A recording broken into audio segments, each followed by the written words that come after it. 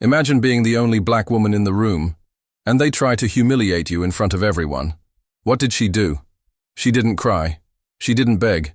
She canceled their $500 million deal and walked out with her dignity and power intact. This is that story. Before diving into the story, comment where you're watching from, and don't forget to subscribe so you won't miss the latest stories, the deal of a lifetime. Meet Danielle Rivers, a trailblazer in every sense of the word. At just 39 years old, she's the CEO and founder of CoreVision, a cutting-edge tech company shaking up the financial world through artificial intelligence.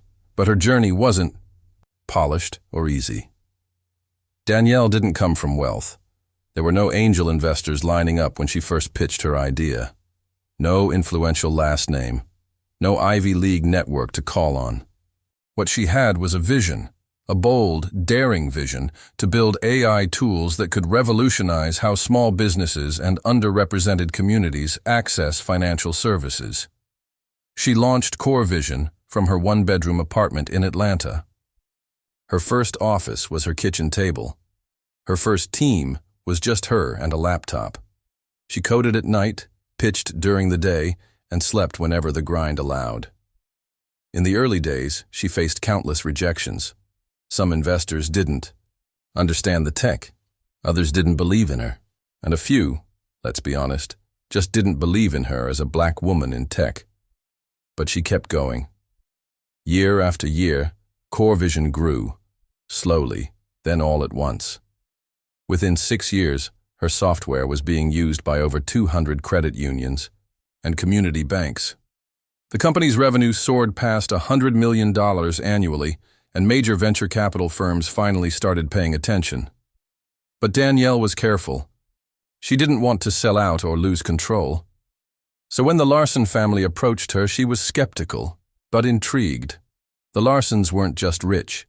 They were powerful. A white billionaire dynasty known for shaping industries and influencing Washington insiders. Their name was tied to luxury real estate, media empires, hedge funds, and even a few high-profile tech exits. When their representatives first reached out, they praised Danielle's innovation. They said they wanted to bring her brilliance to their portfolio and offered a $500 million acquisition deal. $500 million. It was the kind of number that made headlines.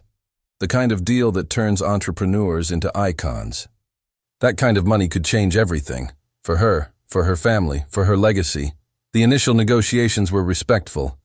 Their lawyers and analysts combed through CoreVision's numbers, and the valuation checked out.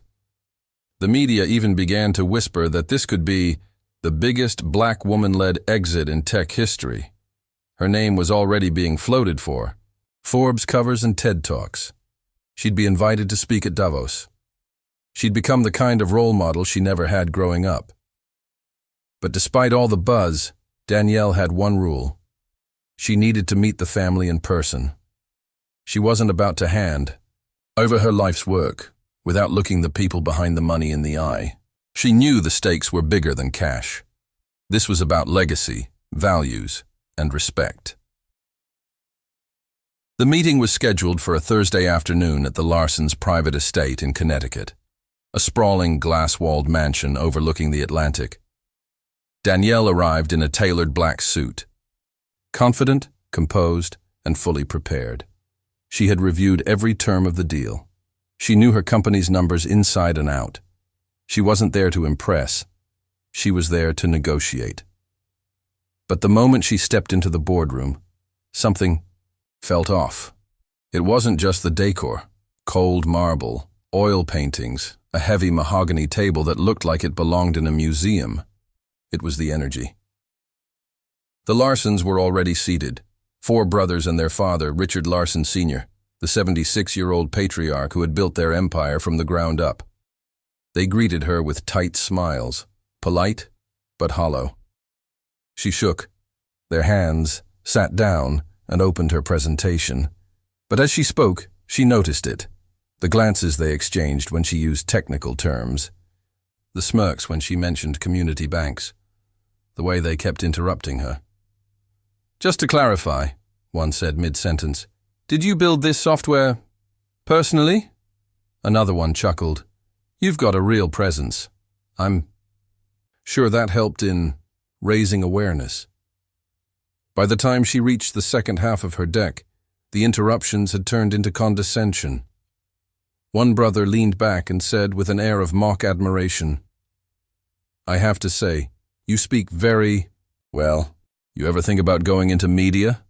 Another added, "You've really done well, especially considering, your background." The implication was clear.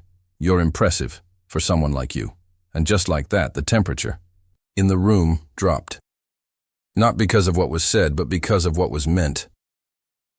Danielle looked up from her slides, slowly closed her laptop, and took a long breath. She wasn't just facing business people. She was facing entitlement in its purest form, men who thought their money gave them the right to demean her, to test her worth, to treat her like a product instead of a partner. This was the moment when everything changed. And what she did next would not only shock them, it would shock the entire industry. The moment everything changed, Danielle walked through the glass doors of the Larson family's private estate with the grace of someone who had earned every inch of ground she stood on. Her tailored black suit was crisp, her stride confident. Her face calm, focused, and unreadable. This wasn't just another business meeting. This was supposed to be the meeting. The final step in closing a historic $500 million deal that would make her company, Core Vision, a powerhouse, and make her one of the most influential black women in tech. But as soon as she stepped into the room, something felt wrong. The air inside the boardroom was thick with silence, not the focused kind, but the kind that hums with entitlement. The table was long, heavy, clearly antique, like everything in the estate, designed to signal power. At the head sat Richard Larson, Sr., the family patriarch, with his 4 sons spread around him like a living portrait of old money. Danielle had barely sat down before the microaggressions began. One of the younger Larson sons leaned toward her, barely disguising his smirk. "You speak so well for someone who didn't go to Harvard." Danielle blinked slowly, not out of shock. But in that measured way a person does when they've heard something insulting and aren't about to give it oxygen. Then came another. "You built this yourself? Or did you just lead the team?" The finger quotes around the word lead hung in the air like smoke. She stayed focused. Slide after slide, Danielle presented Core Vision's numbers, its product pipeline, the client retention metrics. Solid, sound, undeniable growth, but they barely listened. They chuckled quietly to each other when she spoke about expanding access to AI for underserved communities. They cut her off mid-sentence to ask questions they would have known the answers to, had they read the material. And when she dared to disagree with a suggestion that would weaken her control over her own company, someone whispered under their breath, "She's emotional." Danielle paused. She heard it. Of course she did. But she didn't flinch. She kept going. Her voice didn't rise. Her hands didn't shake. Years of professionalism and self-control kept her centered. But something inside her was shifting, and then the real blow came. The eldest Larson brother, tall, slick, smug, leaned forward with a smile that didn't reach his eyes. He rested his elbows on the table like he was about to bless her with something profound. "Let's be honest," he said. "We're the ones adding credibility to your brand, not the other way around." That was it. The room went silent. Not out of respect, but because everyone knew he'd said the part you're never supposed to say out loud. Danielle slowly closed her laptop. The sound of the click echoed louder than the insult. She looked around the table, one by one, locking eyes with each man like she was scanning their souls, and then she did what none of them expected. She smiled. Not a forced, polite smile, but the kind of smile that comes from clarity, from finality, the kind that comes right before someone does something bold. "Let me explain something to you," she said quietly, but with steel in her voice. "My company's credibility didn't come from your name. It came from results." Her words landed like hammer strikes. "While you were passing around trust funds and pressuring your PR teams to clean up your messes, I was building something real, something with purpose. She stood up, slow and graceful. Not in retreat, but in command. You came to me. You chased me down. You offered me the deal. Not because you wanted to support my vision, but because you wanted to own it, control it, stamp your name on it, and call it yours. She slid her laptop into her bag and looked directly at the eldest Larson brother. Here's the truth. I don't need you. You need me. And then she said the words that turned $1 billion family into spectators in their own boardroom. Deal is off. No yelling, no drama, just 7 words. The Larson family sat frozen, speechless. Not one of them moved. Danielle turned, walked out of the room, and never looked back. That's the thing about power, real power. It doesn't need to shout. And that day, a black woman CEO proved it, with nothing but her presence, her principles, and her refusal to be underestimated. Danielle looked around the room.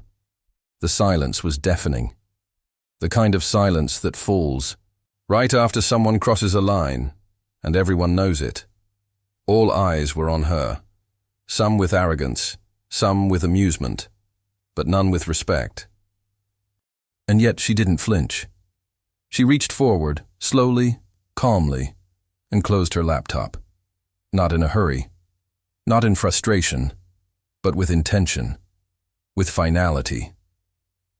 Then she did the last thing the Larson family expected. She smiled, not a smile of politeness. Not the kind you give when you're trying to keep peace in a room full of men who don't see your worth. No, this was a smile of complete clarity. The kind that says, I've already won. And then she stood up, her posture straight, her voice steady, her energy unshakable. Credibility doesn't come from your name, she said, her tone sharp but calm. It comes from results. And last I checked, my company was outperforming your last 3 acquisitions combined. The room froze. No one spoke. You could have heard a pin drop on that polished marble floor. I built this company from nothing, she continued. I didn't inherit a fund. I didn't get a loan from Daddy. I didn't ask for charity. What I offered you was a partnership, a chance to work together and scale something meaningful. Her gaze scanned the room, locking eyes with each of the men who had tried to downplay her brilliance, interrupt her expertise, and question her leadership. But clearly, she said, what you really wanted was ownership, over my work, my image, and my narrative. They weren't expecting this, not from her, not in this room. They were used to CEOs who bent, entrepreneurs who compromised, founders who were so desperate for a seat at the table, they'd let someone else carve up the meal. But Danielle wasn't desperate. She wasn't afraid, and she wasn't about to sell her legacy for validation. Then she said the line that ended it all. The sentence that dropped the jaws of billionaires. I don't work with people who mistake arrogance for value. This deal is off. That was it. 7 words that shattered months of negotiations, millions in paperwork, and a dynasty's assumption that money always wins. She didn't slam her laptop. She didn't yell. She didn't storm out. She simply picked up her bag, turned around and walked out. No drama, no second glance, just confidence and silence. And the Larson family. They sat there, still, speechless, watching $500 million walk out the door in high heels. They didn't move, not one of them. For the first time in a very long time, their name, their wealth, their legacy, none of it mattered. Because they had just been left behind by a woman who wasn't buying into their world. She was building her own. The internet reacts. What happened next was unprecedented. Word got out, fast. A leaked memo from one of the legal aides. A whisper to a journalist. And then came the tweets. Black woman walks away from $500 million deal after being disrespected by billionaire heirs. It was everywhere. Clips from old interviews of Danielle resurfaced. Her TEDx talk views skyrocketed. Podcasts invited her on before she'd even left the airport. The walkout became a viral moment, not just in the business world, but in pop culture. They called it the Danielle drop, the exact moment when she shut her laptop and shut down a room full of billionaires. Reaction videos, memes, think pieces. Everyone had something to say. Some praised her for choosing dignity over dollars. Others called it one of the boldest moves in startup history. But no matter where you stood politically or financially, one truth was clear. Danielle Rivers didn't just walk away from a deal. She walked into a legacy. What happened next changed. Everything within 24 hours the story leaked. Not by Danielle, not by her team, but by someone inside that very boardroom, someone who couldn't believe what they had just witnessed. And once the details hit the internet, they spread like wildfire. It started as a whisper on business Twitter, a single tweet. A black woman CEO just walked away from a $500 million deal after a room full of billionaires tried to belittle her, and she did it with a smile. The tweet went viral. Then TechCrunch picked it up. Forbes, Inc., The Verge, Bloomberg, they all followed. Even LinkedIn, usually buttoned up and corporate, became a storm of posts, comments, and debates. Danielle Rivers wasn't just trending. She was everywhere. What struck people wasn't just that she walked away from money. It was why. She didn't leave because the deal didn't make sense financially. She left because she was disrespected, diminished, dismissed.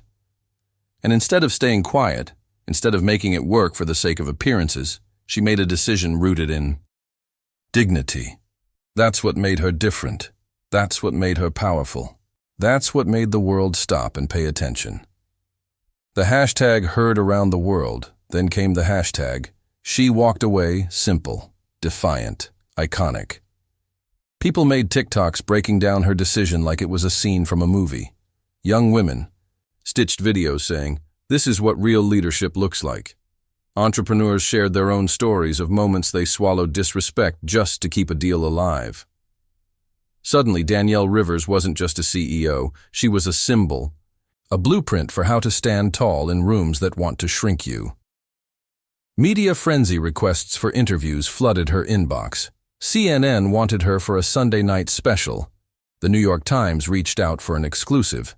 A CNBC anchor even called it the Live on Air, the boldest power move of the year, maybe the decade.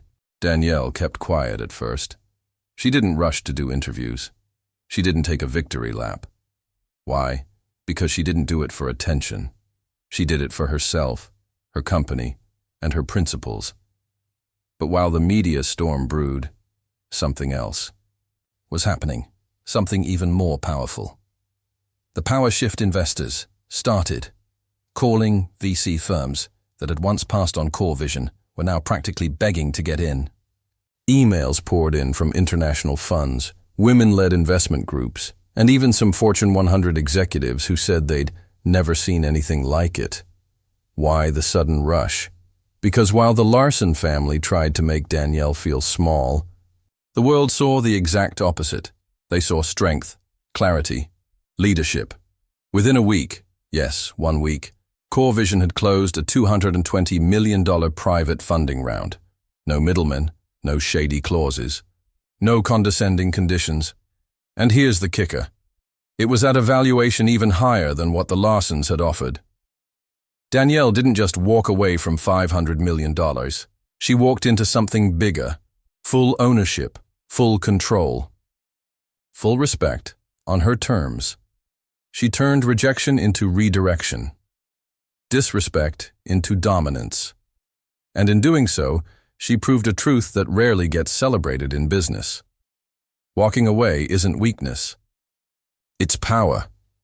Legacy over labels. Danielle Rivers didn't get a Forbes cover because she was acquired. She got it because she stood firm. She didn't make headlines for selling out. She made them for standing up.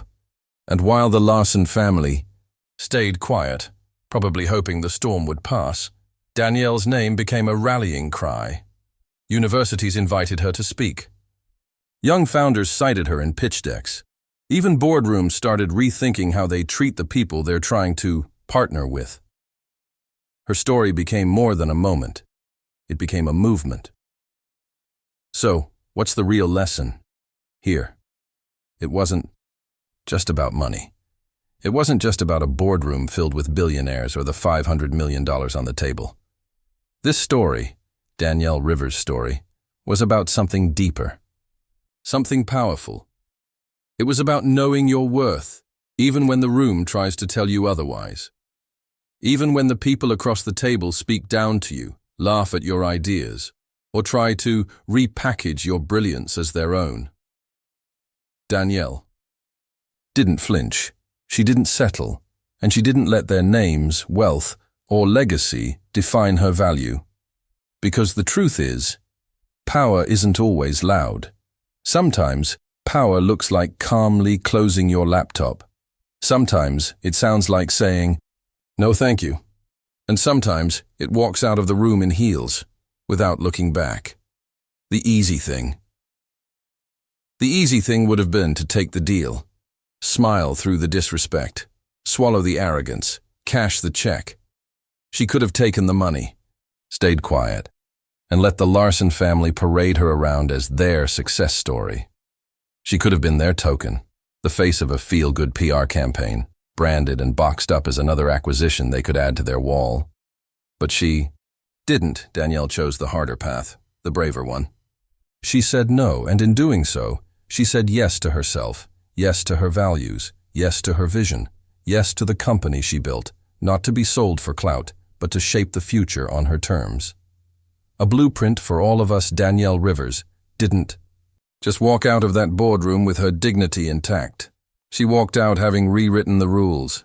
She showed women, especially women of color, that you don't have to shrink yourself to be in the room. You can own the room. You don't have to play along with disrespect to get ahead. You don't have to accept less because that's how the game works. You can build your own game, set your own rules, and still win. She reminded the world, especially young entrepreneurs, that success isn't about making just any deal. It's about making the right ones, and sometimes the boldest, smartest, most powerful move is the one that walks away. Beyond business, it's about legacy. Let's be real. Danielle could have disappeared after that moment. She could have let the viral buzz fade out, let people forget. But that's not what happened. She didn't just trend, she transformed. She turned down $500 million and turned up a movement. Now, she's mentoring other founders, speaking on the biggest stages, funding startups led by women and people of color on purpose.